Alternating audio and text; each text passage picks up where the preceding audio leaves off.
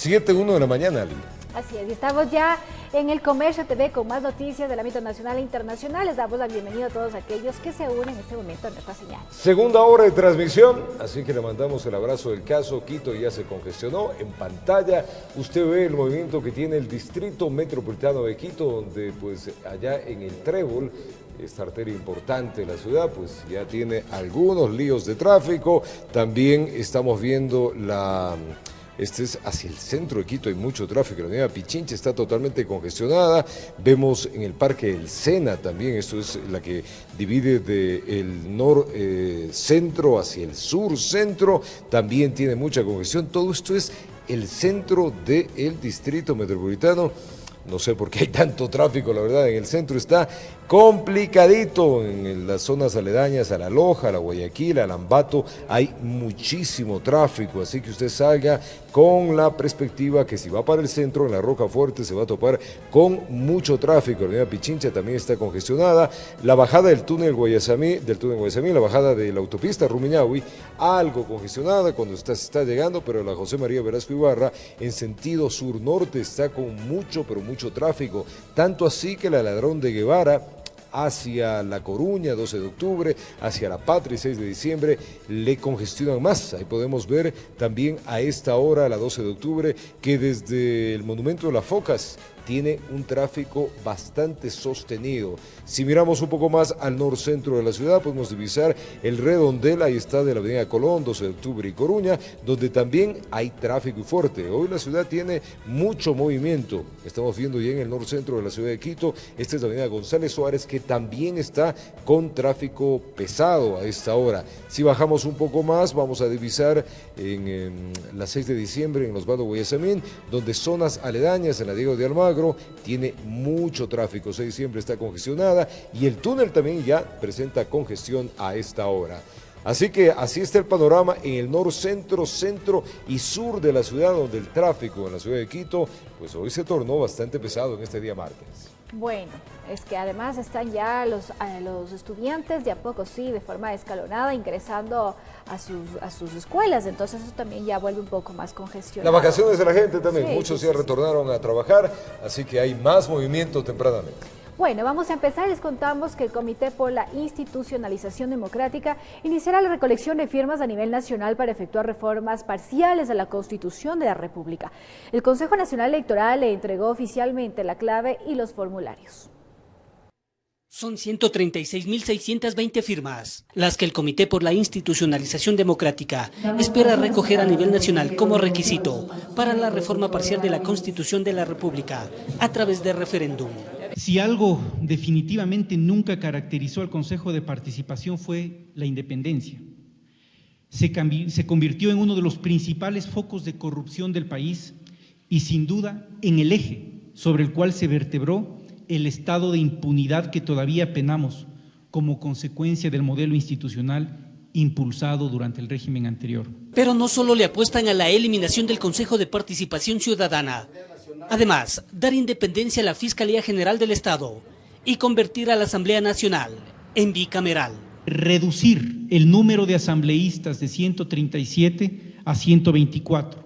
Buscamos integrar un Senado de 30 miembros que sean elegidos cada 4 años y un total de 94 representantes que sean elegidos cada 2 años. Además, la total desaparición de los 137 asambleístas suplentes. Referéndum que podría darse paralelamente a la elección presidencial en el 2021, lo que daría paso a otros cambios.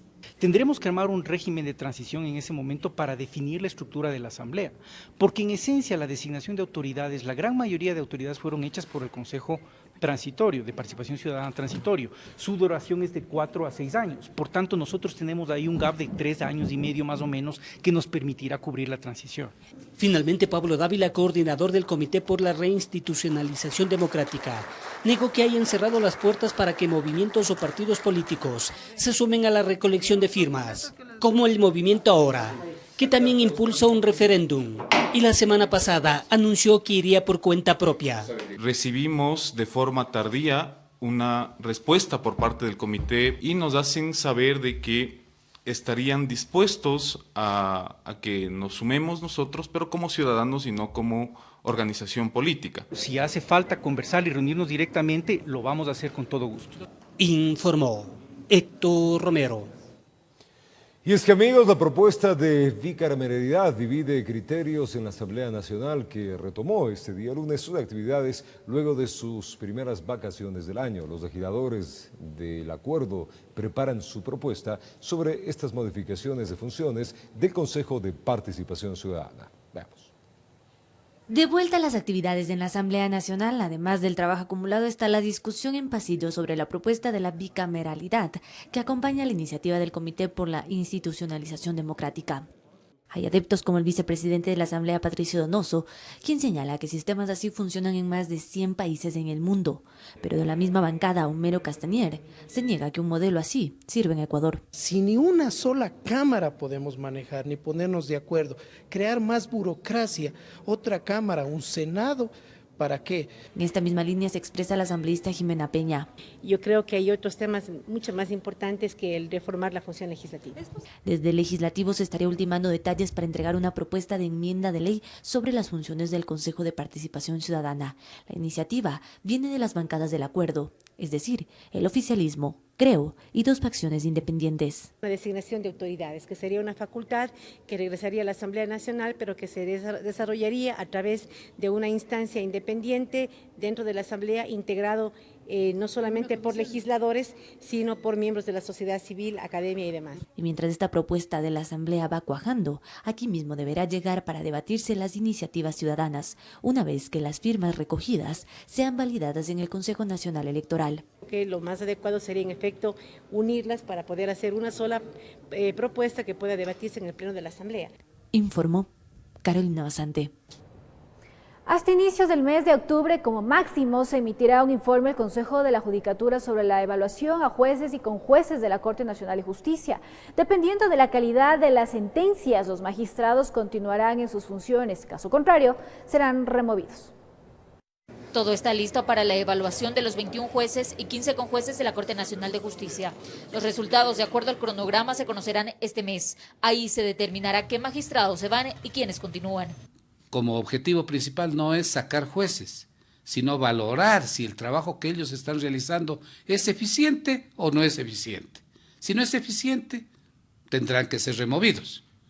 La evaluación se hará sobre 100 puntos, 80% cualitativos y 20% cuantitativos, y el periodo de evaluación será desde diciembre de 2014 al 31 de diciembre de 2018. En lo cuantitativo se evaluará la asistencia a las audiencias, cumplimiento de jornadas laborales y capacitación, mientras que en lo cualitativo son análisis de tipo teórico sobre cómo está estructurada la sentencia. No tiene ningún efecto jurisdiccional, no es que el comité de apoyo va a revisar fallos. Y sobre los jueces que no levantaron el sigilo bancario como parte del proceso de evaluación, también emitirán un informe a la Judicatura. Las personas, los funcionarios públicos tienen que rendir cuentas y las negativas a rendir cuentas es un tema que debe ser tomado en cuenta por el órgano correspondiente, en este caso el Consejo de la Judicatura. Es por ello que la evaluación avanza a paso firme, aseguran. Este próximo fin de semana va a haber una evaluación de carácter oral respecto de la sustentación que los jueces y conjueces hagan de sentencias o autos que ellos hayan expedido. Un proceso que ha generado cuestionamientos, pues el pasado mes de julio la presidenta de la Corte Nacional de Justicia, Paulina Aguirre, envió al Consejo de la Judicatura un documento donde se muestra inconforme con respecto a la evaluación. Además, se envió a la Asamblea Nacional una reforma a la función judicial con la que se pretende quitar al Consejo de la Judicatura la facultad de evaluar a los magistrados de la Corte. Sin embargo, la evaluación es definitiva. No creo que ni la Corte Constitucional ni los jueces contenciosos administrativos acepten esta pretensión que desde mi punto de vista no tiene fundamento constitucional ni legal. En Quito, informó Marilyn Jaramillo. Una reforma, amigos, al Código de la Función Judicial podría incorporar un modelo de jueces especializados para luchar contra la corrupción y el crimen organizado. La propuesta fue presentada en la Asamblea Nacional. Nosotros le contamos. La iniciativa llegó a la Asamblea Nacional desde el Ejecutivo a través de la Secretaría Anticorrupción. El proyecto de reforma replica modelos de otros países en los cuales el sistema de justicia está dotado con jueces y juezas especializados. Lo que vamos a tener son jueces distritales.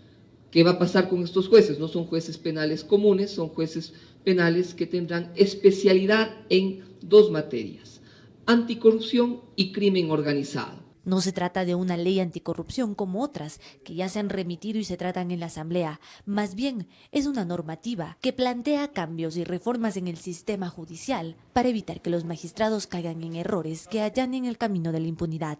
Lo que queremos es que no ocurra lo que nos ha pasado en Quinindé, en Los Ríos, en Quito, que cuando se plantea un seguimiento, una vigilia o una escucha legalmente judicializada o un allanamiento, los jueces generen procesos de notificar al que va a ser allanado. El cuerpo legal deberá ser calificado por el Consejo de Administración de la Legislatura para luego ser enviado a la Comisión de Justicia. Desde la Presidencia de la Asamblea nosotros vamos a darle la prioridad y el apoyo necesario. En la Comisión de Justicia reposa desde hace un buen tiempo el informe para segundo debate de las reformas al Código de la Función Judicial, por lo que la iniciativa de los jueces distritales podría ser tomada en cuenta como un insumo. Podría ser para ahorrar tiempo, insisto, va a depender mucho de qué tan profunda es la reforma que se está proponiendo. Informó Carolina Basante. En minutos, amigos, queremos invitarles a nuestro segmento del invitado. Allí estará Miguel Rivadeneira. Hoy día va a entrevistar a Luis Muñoz, es el abogado defensor de Laura Terán, la exfuncionaria del gobierno de Rafael Correa, con quien se analizará las nuevas revelaciones en el caso Sobornos y presuntas implicaciones del expresidente y de altos cargos. Recuerden que en minutos estará Miguel con esta importante entrevista. Les invitamos. Nos vamos a una pausa comercial, amigos televidentes. Al retornar les contamos que el FUD y organizaciones clasistas anuncian una movilización para este día jueves. Ya regresamos.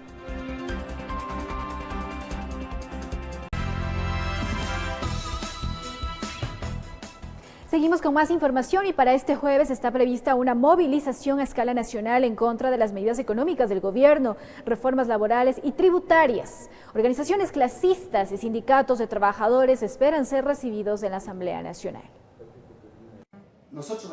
Organizaciones clasistas y sindicatos de trabajadores se oponen al paquete de reformas laborales que el Ejecutivo remitirá a la Asamblea en los próximos días, las cuales deberán ser analizadas de forma inmediata. Nosotros estamos peleando respeto al derecho del trabajo, que es la estabilidad dentro del derecho universal que dicen las leyes, tanto del Código del Trabajo, la Constitución y las normas internacionales. Para Nelson Erazo, presidente del Frente Popular, las reformas acordadas en el Consejo de Trabajo, como la jornada de 40 horas, contrato especial para emprendimientos, reducción de recargos por contratos eventuales y ocasionales, se enmarcan en la regresión de derechos.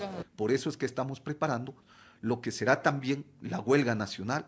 Las medidas económicas adoptadas por el gobierno, los proyectos mineros, las reformas tributarias y la seguridad social son otros temas que les preocupan. En rechazo a la reforma tributaria para frenar las privatizaciones de las empresas estatales. Por lo que este jueves 5 de septiembre las centrales sindicales, organizaciones sociales e indígenas se movilizarán a escala nacional. En Quito la marcha iniciará en la Caja del Seguro hasta la Asamblea. Y al presidente de la Asamblea hemos pedidole una audiencia, no para irle a presentar documentos, para pedirle, decirle, mire presidente, nosotros vamos a presentar un código del trabajo. Por otra parte, el gobierno afirma que los cambios normativos están ligados con la simplificación tributaria y agilitar el mercado laboral para quienes no tienen un empleo formal. Informó Priscila Cadena. Son las 7:20 de la mañana, gracias por acompañarnos. La ministra de Gobierno, María Paula Romo, se refirió a temas de interés nacional, como la inseguridad, el incendio en los patios de retención de la policía, entre otros casos. Te contamos. Militares a las calles a combatir la delincuencia. Las Fuerzas Armadas en las ciudades, por ejemplo, van a trabajar en lo que su competencia constitucional les permite, que es control de armas. En esos operativos, según la planificación del Ministerio de Defensa y la coordinación entre el Comaco y el Comandante General de la Policía Nacional, también se van a implementar en otras ciudades del país, y quiero señalar que la participación de las Fuerzas Armadas en la seguridad de los perímetros de las cárceles también va a seguir siendo importante. Incendio en patios de retención vehicular a cargo de la policía. El patio estaba asegurado, son seguros que cubre el Ministerio de Gobierno y por supuesto entiendo que la aseguradora está ya empezando el trámite para poder responder por ese siniestro. Robo a agencia de Ban Ecuador en Naranjal, provincia del Guayas. Que luego de las pruebas que se hicieron a los chalecos que supuestamente tenían material explosivo, no se encontró material explosivo en esos chalecos. Es decir, se trataba de un montaje en el que pretendían simular un altísimo riesgo para las personas que fueron amenazadas. Seguimos investigando este caso. Fin de estado de excepción en Buenos Aires. Imbabura por minería ilegal. Se terminó el estado de excepción en Buenos Aires porque también la situación que lo provocaba se terminó. Es decir, la ocupación de miles de personas dedicadas a la minería ilegal en la zona también se terminó. Ese fue el resultado del trabajo que se realizó durante ese estado de excepción. Pero va a permanecer un contingente importante de la Policía Nacional en la zona. Y el Consejo Nacional Electoral afirma haber depurado del padrón electoral alrededor de 60.000 extranjeros que no cumplieron con los requisitos. Esta afirmación se la hizo al descartar que ciudadanos venezolanos han sido empadronados en los últimos días, a pesar de estar inhabilitados. José Cabrera, consejero del Consejo Nacional Electoral CN, salió a dar la cara para rechazar supuesta información en las redes sociales sobre el empadronamiento de venezolanos sin que estos hayan cumplido con los requisitos que determina el artículo 11 del Código de la Democracia. Eso es una falsedad de gente interesada por desacreditar al Consejo Nacional Electoral, que tienen que residir legalmente en el país mínimo 5 años y haberse inscrito en el registro electoral. Como transparencia de la gestión, Cabrera recuerda que en el último proceso electoral fueron eliminados del padrón varios extranjeros, lo que les generó críticas. Por eso se conversó con el cuerpo diplomático. Uno de los temas para darles facilidad es que en las embajadas nosotros como Consejo Electoral pongamos brigadas móviles y conjuntamente se pueda verificar que en verdad estén residiendo legalmente en el país mínimo 5 años. Relata que en la depuración del padrón del 2019 fueron sacados aproximadamente 60.000 ciudadanos extranjeros, quedando 21.000 que cumplieron con todos los requisitos. Encontramos ciudadanos que tenían 2 números de cédula, se trabajó conjuntamente con el registro civil. Por el momento en el máximo organismo electoral se desconoce si se ha incrementado el número de venezolanos que quieren ser empadronados. Esto se sabrá cuando culminen las brigadas con el cuerpo diplomático, informó Héctor Romero. 7:24 en la mañana, este día lunes, la Comisión de Fiscalización de la Asamblea Nacional analizó y debatió el informe respecto a las denuncias de los medios digitales sobre el caso conocido y denominado Arroz Verde y Majano.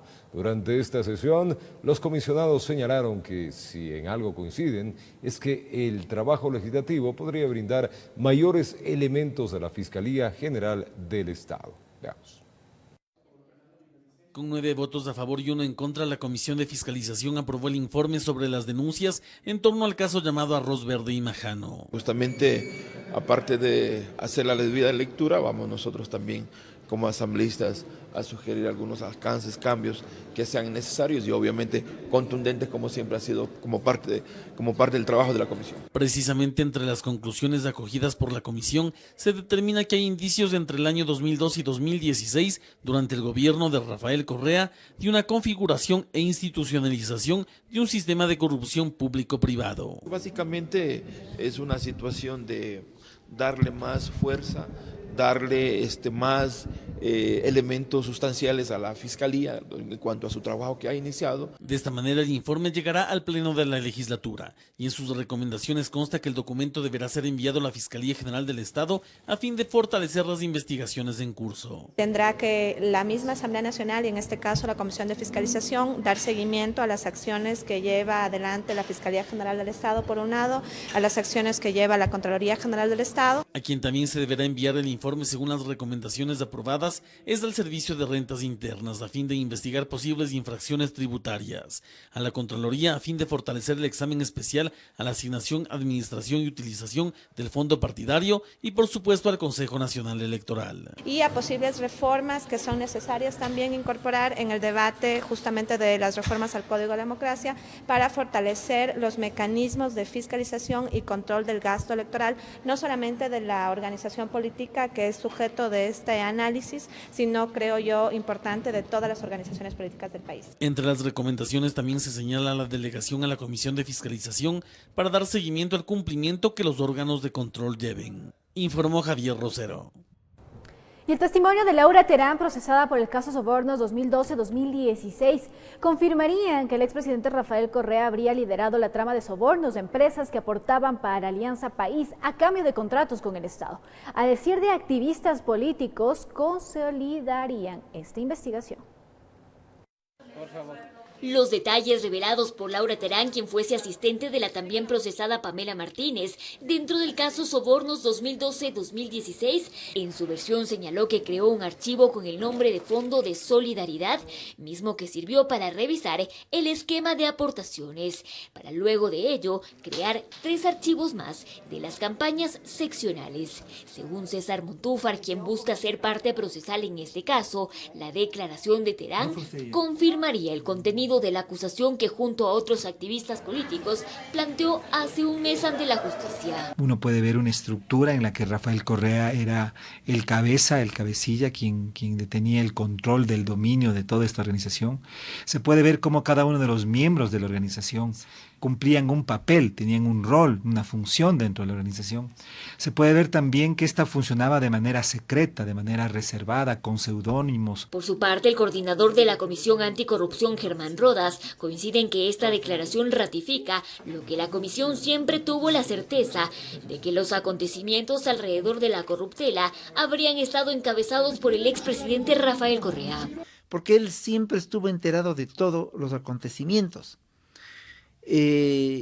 Las decisiones que se fueron asumiendo para recaudar recursos, para buscar mecanismos inclusive mediante los cuales se podían incidir sobre algunas empresas constructoras, fueron articuladas desde el poder, desde el máximo nivel del poder. Tras estas revelaciones, la defensa de Terán ha señalado que solo recibía órdenes y cumplía con su trabajo, a lo que Montúfar señala que ella es responsable porque participó en estos actos ilícitos. Ella era parte de esta organización delincuencial y que esa organización delincuencial tenía unas funciones que a todas luces eran ilegales. El caso Sobornos 2012-2016 tiene a 26 personas procesadas. Según Fiscalía, se investiga los delitos de cohecho, asociación ilícita y tráfico de influencias.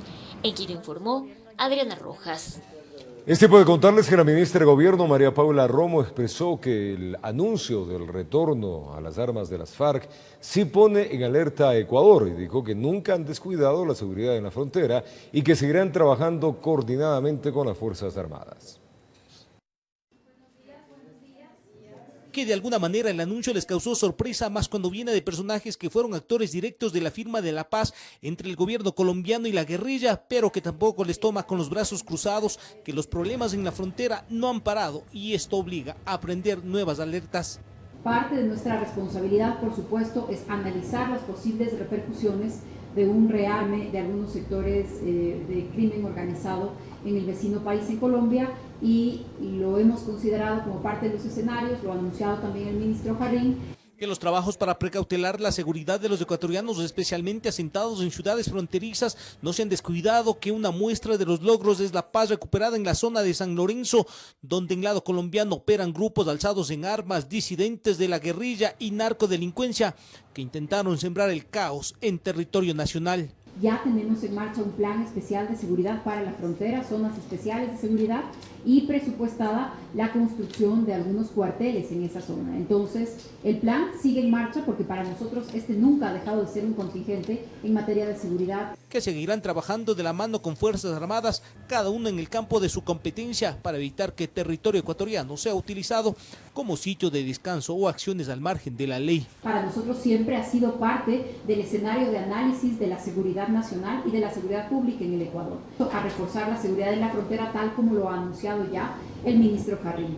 En este marco, las autoridades resaltaron el decomiso de cerca de 8.000 municiones en la ciudad de Santo Domingo, que de acuerdo a las investigaciones tenían que llegar hasta la zona de San Lorenzo y finalmente a territorio colombiano, que los proyectiles estaban de paso, que llegaron de Perú. El calibre es 9 milímetros y .16. 9 milímetros es utilizado especialmente por armas semiautomáticas y el calibre 16 es para armas de animaliza. Una vieja y al mismo tiempo fresca amenaza, considerando que los problemas en el cordón fronterizo han estado presentes por más de medio siglo. En Quito informó Iván Casamen.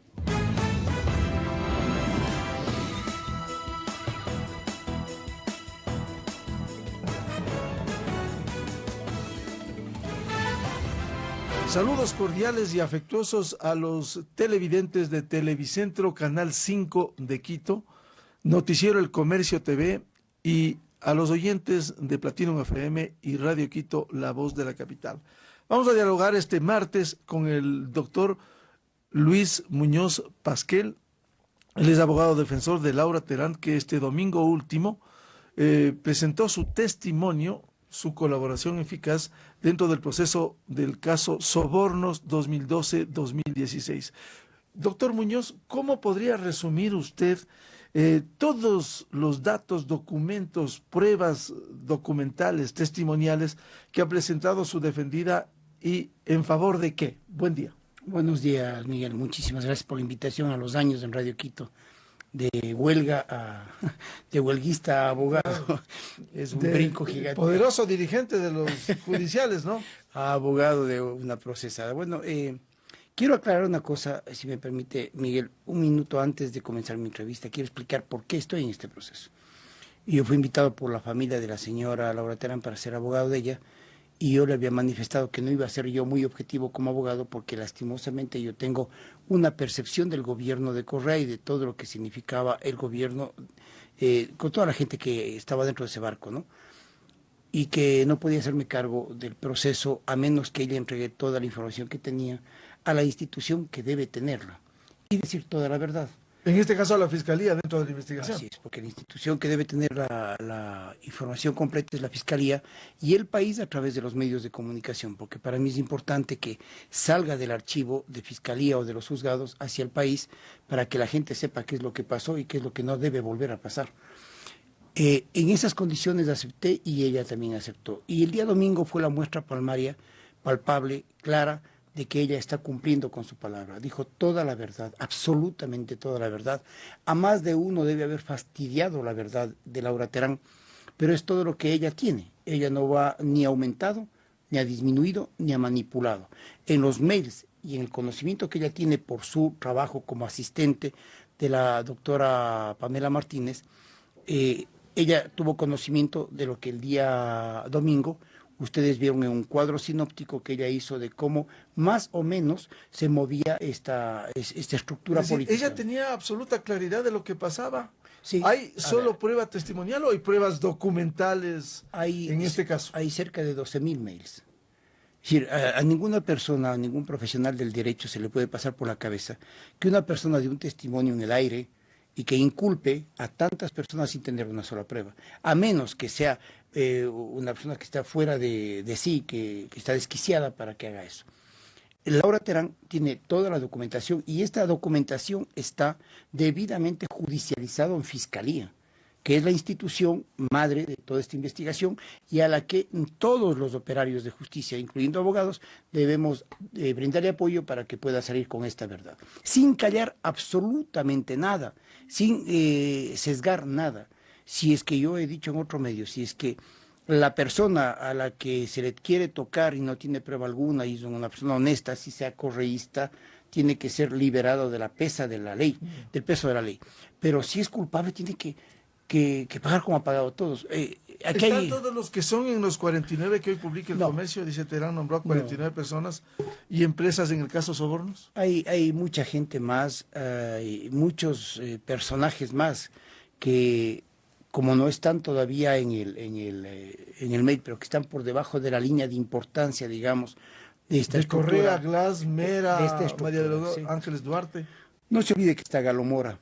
Y hay que preguntarse dónde está Galo Mora, porque no está rindiendo versiones. Bueno, él le convocaron por 2 ocasiones y no fue. Y no fue. Así es.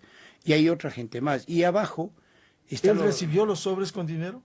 Entiendo que sí, de lo que dice la señora Terán es que tenían mensajeros, ¿no? Cada uno de la parte principal de esta estructura tenían mensajeros que iban y retiraban. Ahí hay una señora de nombre, permítame un minutito.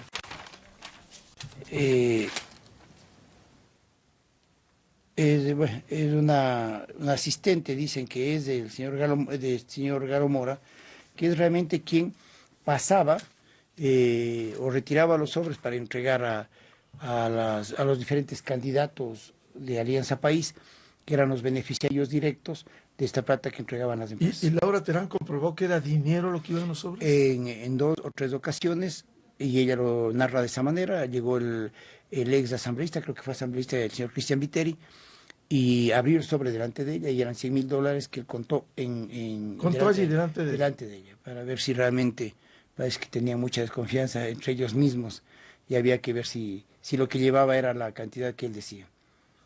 Consecuentemente, ¿hasta dónde va a ir Laura Terán, su defendida? Ha llegado a dar toda la información que ella tenía. Ella habrá un poco de tinta en el tintero que ella guardará para un momento determinado, que tiene que hacerlo, pero las cosas de fondo, las cosas que son trascendentes para el proceso, las ha dicho el día domingo con toda claridad. Ella no ha titubeado en su verdad, y tanto la jueza, la doctora Camacho, debe haber percibido esta verdad, porque es una mujer muy inteligente, la jueza Camacho, tiene mucha percepción sobre las personas que están siendo procesadas delante de ella, y debe haber visto que actuó con absoluta honradez y honestidad en dar información que para el país es importante para esclarecer esto. El prófugo en Bélgica dice que es persecución. Rafael Correa debe tener algo de conciencia, me imagino todavía, si es que le queda, y darse cuenta que al margen de los procesos judiciales, él sabe todo lo que hizo con el país. El país no ha quedado en soletas porque un viento de mal agüero llegó por 10 años, sino por el mal manejo, la mala administración y las cosas extrañas, los sobreprecios, las construcciones en el aire. Todo esto él debe tener conciencia, y sabe que le dejó al presidente Moreno un problema inmenso para ir normalizando. Pero claro, el presidente Moreno, lastimosamente, yo pienso que es un hombre bueno, pero como administrador está quedándose un poco corto. Hoy día he visto, Miguel, y permítame hacer un desliz de la entrevista, que el señor Granda se presenta en la asamblea pidiendo que se creen jueces para tratar la corrupción. Distritales. Es una insolencia. Pero si la ley es clara, lo que se tiene que hacer es cumplir la ley y tener un... Lo que pasa es que la función judicial no ha cumplido con su tarea. Así es. Está en deuda con el país. Usted sabe que justicia que se retarda no es justicia. Así es. Y fue frase puesta por Gustavo, ya le cuento, cuando estaba en CLD ¿Y qué es de él? Y todo el mundo se pregunta, parece que está jugando en la vacancia de algún equipo de segunda, porque desapareció de la faz de la tierra. Y él debería dar la cara, porque ya Contraloría está glosando las construcciones por sobreprecio. Él debería dar la cara porque hay muchas críticas sobre el tema de cómo llegaron varios ministros a la Corte Nacional, producto de este periplo que era clarísimo. Pasaban por un ministerio a la Casa de Gobierno, llegaban al Consejo y entraban a la Corte Nacional. Pero salvando que hay gente valiosísima dentro de la Corte Nacional.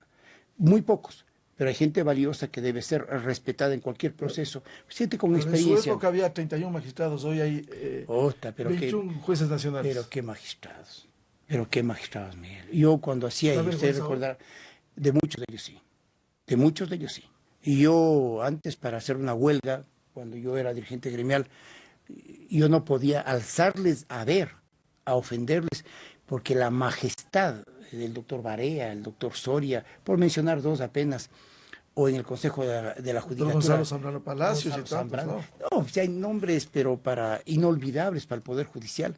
En el Consejo de la Judicatura, un César Muñoz Llerena, que eran gente de una valía impresionante, que uno no podía ofenderles ni con la vista. Ahora, lastimosamente, esta gente que entró, hay una ministra de Corte que aparece en los papeles de Pamela Martínez, y que es... ¿Quién es? Es de apellido Guerrero. Yo no, como no estuve aquí en el país, no les ubico personalmente. Pero ella es una de las que recibe y da facturas y luego aparece en la Corte Nacional. El mismo Gustavo Yalvea, él fue parte del 30S y llegó a controlar a los jueces del 30S. O sea, ¿cuál moral? Entonces, no hace falta tener jueces especializados. Leía hoy día a Homero Castañer, él es asambleísta en la Asamblea Nacional, y me pareció brillante. Basta con que el Poder Judicial cumpla con la ley, pero sin el Consejo Nacional de la Judicatura... Pero es que en el país no ha ocurrido eso, por eso se crea el Consejo de Participación Ciudadana para controlar, perdón la redundancia, los organismos de control. Cuando la Contraloría debía cumplir su papel, hoy está prófugo el Contralor, la Procuraduría debía cumplir su papel, es decir, cada uno en su ámbito. Y punto. Pero no cumplieron, entonces por eso el correísmo se tomó todo. Claro, para poder controlar lo que ellos ya sabían, estaba planificado lo que iban a hacer, tenían que controlar. Parte de las víctimas, entiendo, yo estuve en el peor lugar, en el peor momento, y la función judicial tenía que ser cooptada por el Ejecutivo, y creo que presintieron que nosotros no íbamos a permitir tampoco eso, que íbamos a dar una batalla. Yo pienso que el Poder Judicial está en deuda con el país y que este Consejo de la Judicatura no lo va a hacer. No va a cumplir con ese rol. Ahí hay un vocal del Consejo. Porque ahí hay un vocal del Consejo que fue parte de la estructura de Correa, trabajó en esto de telecomunicaciones o de comunicaciones. Es uno de los que ayudó a cerrar un canal de televisión, y la mujer trabajaba para Ayala en relaciones públicas. Es decir, si no logran depurarse, van a tener gente que en todo lado les esté cuidando las espaldas. Y esto es gravísimo. ¿Usted ve entonces cuesta arriba el combate a la corrupción en estas condiciones, más allá del esfuerzo que hace la fiscal general? Yo creo que la fiscal es una mujer valiente, se ha lanzado al ruedo contra titanes y molinos de viento, pero lo va a conseguir con el apoyo de los ecuatorianos que tenemos amor por este país. Los medios de comunicación han dado una cobertura total. Ella debe entender con responsabilidad todo ese apoyo que las es un caudal inmenso y una enorme responsabilidad para ella, para no flaquear en sus acciones. En la meta, ¿no? Y apoyarle, pero el país, la esencia de nuestro país no toma todavía cuerpo, no es el Ecuador que yo conocí de antes, valiente, que se lanzaba a la calle a decir basta de esto, no puede seguir esto, que se vayan estos sinvergüenzas afuera. Porque tanto en el Consejo de la Judicatura cuanto en la Asamblea Nacional o en la Presidencia de la República siguen los tentáculos de esta época nefasta para el país de estos 10 años. Alexis Mera ayer pedía que testimonien algunos que siguen en la asesoría jurídica de la Presidencia junto a Johanna Pesantes y que habían sido asesores de Alexis Mera. Parte de las revelaciones que se ha hecho. Basta solamente ver dónde está el que fue el doctor Jaramillo, que fue director del Consejo de la Judicatura, que después pasó a ser asistente de Alexis Mera, luego pasó a Petroecuador, por darle un caso, ¿no? Y al azar. Mire, el señor Robert del Hierro, que en esta estructura es parte de los que va a cumplir la más puerca de las tareas, a presionar jueces y fiscales dentro de su sagrado sitio de trabajo, que es los tribunales. ¿Todo esto sabría Correa todo? Imagino que sí, porque son juicios que eran de interés de él. Y él ordenaba a la doctora Martínez. Al revés. Laura Terán, su defendida. Claro, porque era una cadena, era una estructura, ¿no? Claro. ¿Hasta dónde va a ir Laura Terán? Hasta el final. Ella va a dar toda la información, todas sus versiones. Dijo que tenía todavía algo en el tintero. ¿Cuándo saca? Vamos a ver, nosotros estamos analizando el día de hoy el tema de la cooperación eficaz y es muy probable que la semana próxima nosotros tengamos una decisión de ello y a través de ello también a los medios de comunicación facilitarles toda la prueba que tiene la señora Terán, de manera que sean los medios este puente eficaz entre la ciudadanía y... Para que se conozca todo, absolutamente todo. Sí. ¿No teme usted por la vida de su defendida Laura Terán? Sí, y definitivamente. ¿Cómo se debe garantizar para evitar cualquier cosa? Y claro que tenemos miedo, y el día de ayer le sacaron de la celda. Dice ella que fue fotografiada del rato que le sacaban de la celda y le llevaron a una celda colectiva. Le pusieron con 9 o 10 personas más. Pero ese es orden de la jueza en este caso. ¿Cómo protegerla? Mire, el fiscal debiera protestar si es que está en riesgo la vida. Fue extraño para nosotros. Ella ha tenido un ¿Dónde está este físico en una celda colectiva. ¿En el sur de Quito mismo? En el sur de Quito, en una celda colectiva. ¿Y por qué no le vuelven donde estuvo? No tengo idea. No tengo idea y yo creo que el día de hoy vamos a pedir por ¿Él está con temores?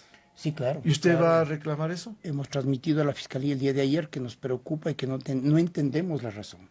A menos que la información que ella dio haya caído mal a alguien muy poderoso y que esto fue... Pero ¿sería que siguen influyendo los poderosos en la justicia? Vea, esas son las preocupaciones que como abogados... ¿O es que el correísmo sigue metiéndole mano allí? El correísmo está hasta en la sopa en este país, más allá de los votos que dicen tener, lo que tienen es una influencia política permanente para poder seguir generando poder y el daño que han generado. En los próximos días yo pienso que van a seguir saliendo cosas. Esto no va a parar ahí y hay mucho más. Hay 300.000 documentos. Bien, muchas gracias. En el noticiero El Comercio TV a través de Televicentro, Canal 5 de Quito. Vamos a seguir en los diálogos con Luis Muñoz, el abogado defensor de Laura Terán, que colabora en este sistema. Y les recomendamos también, quienes deseen las entrevistas, esta y todas las entrevistas de Ecuador Radio, en la página web del Comercio. Permiso.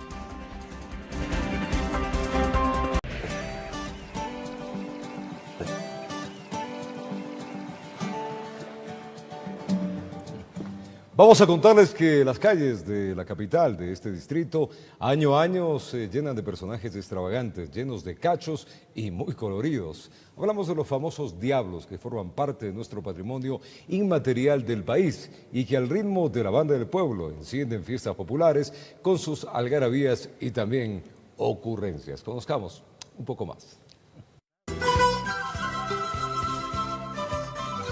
Unos tienen enormes cachos y rostros horribles, otros presentan dos caras para nunca dar la espalda al sol, y otros en cambio son de metal y caminan al ritmo de sus platillos.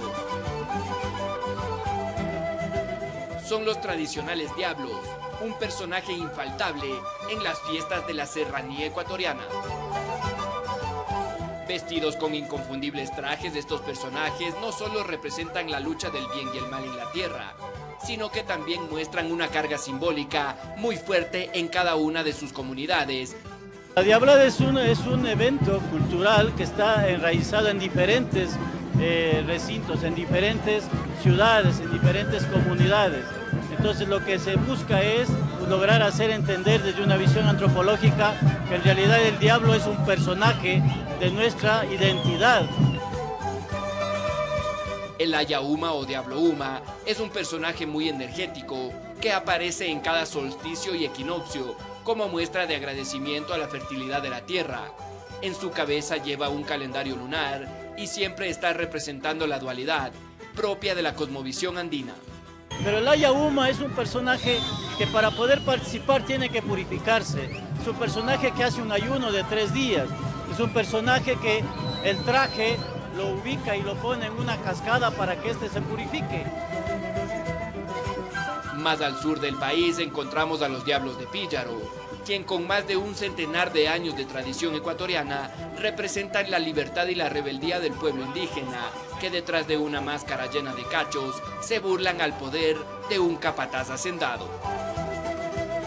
El Diablo de Píllaro nace en realidad por un pretexto de hacienda, porque los hacendados daban un día a los empleados para que puedan ellos disfrutar, y ellos aprovecharon ese día con la finalidad de que se puedan ellos reprimir lo que la iglesia y lo que el poder estaba haciendo.